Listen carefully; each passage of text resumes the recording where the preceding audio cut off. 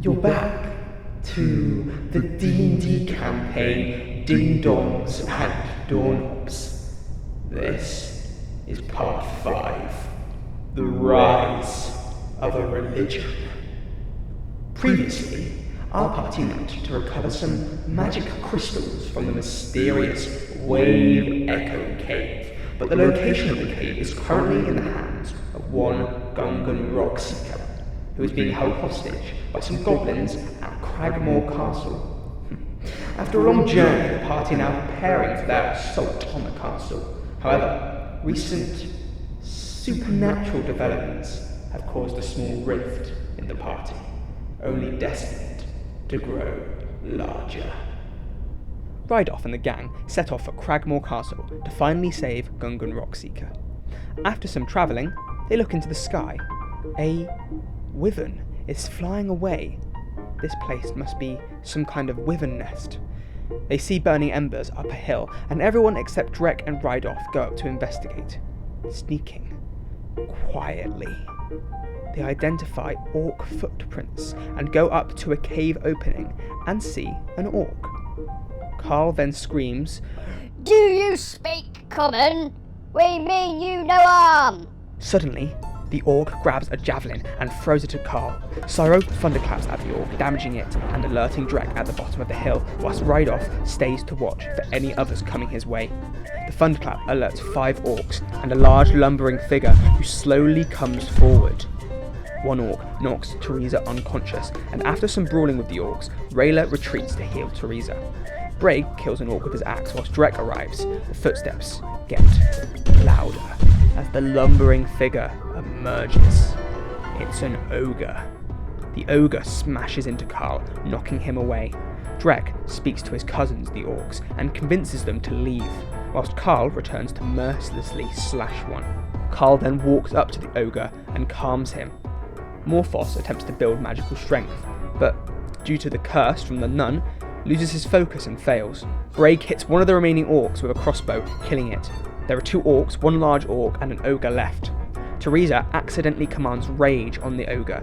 Due to their inexperience in magic, it gains strength. Cyro shatters the ogre's balls, and Rayla drains its life force, killing it. Suddenly, one of the remaining orcs knocks her unconscious.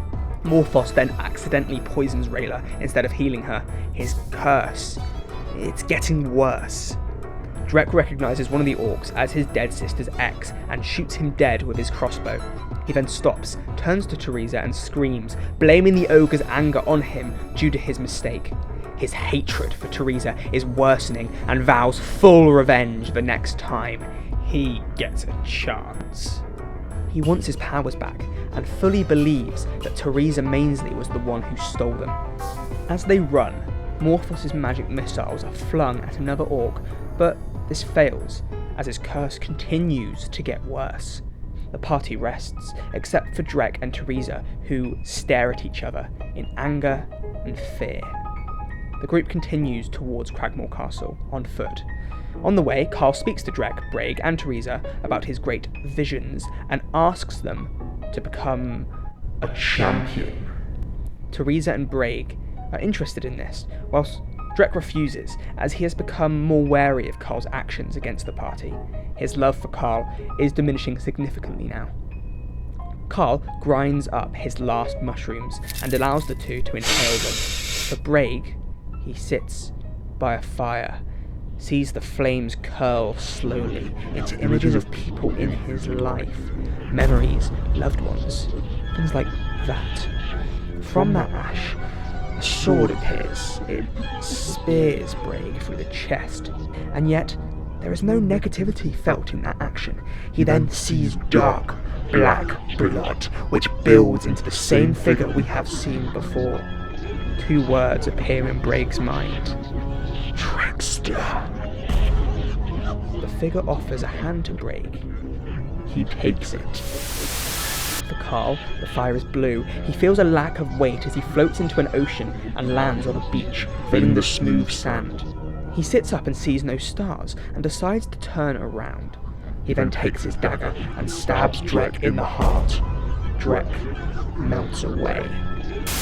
Teresa, meanwhile, feels a very different form of energy. He turns and sees a tall woman. A raven sits above her shoulder. She stares at Teresa, and he feels the fire of the horror that is yet to come, the dangers of this new religion Carl is forming. He then wakes up and sees the raven fly by. In real life, this is a warning. Are their visions real? They arrive at Cragmore, a huge looming structure overrun by goblins. A castle built by a wizard, which is now overrun by these goblins, left to rot and decay. Only the ground floor is habitable. They go into the castle and burst through a door to attack some goblins. Morphos melts them all. They move into another room with some beds and more goblins. Carl obliterates one of their heads with his gun, alerting most of the castle. He then kills another, whilst Drek kills one with his battle axe. Morphos feels the curse grow inside him, rotting him from the inside out. They enter a goblin dinner hall with several goblins and one extremely large, fat goblin. Carl thunderclaps most of them, and Cyro shatters more. Morphos attempts to conjure a spell to kill the large one, but vanishes and becomes a potted plant. Drek slices the fat goblin in the gut with his daggers to disembowel him. A goblin throws a plate at Carl in the face, and Rayla swipes at it to kill it. The remaining goblin stares at the party, who are now utterly powerful. Carl, bloodthirsty, slashes at it with his shotgun axe. They go into a storeroom, and they find a bloody corpse of the second member of the other party we saw in the previous chapter. Morphos burns some hobgoblins nearby as they enter the room, but then accidentally also creates butterflies and bubbles. They step into a room with a high ceiling and a stone altar covered in a bloodied cloth. Golden ritual chalices are carefully arranged around it. There are two goblins and an older goblin in charge of the shrine. Carl shoots the old goblin, which splatters his blood all over the statue on the altar. Rayla kills another, whilst Drek runs, jumps and squashes the last one. They stare up at the statue, but do not recognise it. But it seems familiar to Drek. Suddenly, the room rumbles and shakes, rising like a lift. Yes, that entire floor rising, whilst the room darkens. Everyone beginning to lose consciousness. Sometime later, they appear in an unknown part of the castle. It's dark, very dark. Light begins to build as they realise the room has moved into a Colosseum-type structure with a huge crowd of goblins cheering at them from the stands. Somebody's been expecting them here. Above them, a giant pulsating body with eyes floating. It communicates to them through telepathy. Fight or die. A vision appears to the party from this creature. It reveals two teams. Drek, Rydoff, Morphos, Carl, Cyro. In the other team, Rayla, Munchie, Habis, Brake, and Teresa. Fight or die. Drek stares at Teresa. This is his chance for revenge. The adventure continues in part 6, Civil War.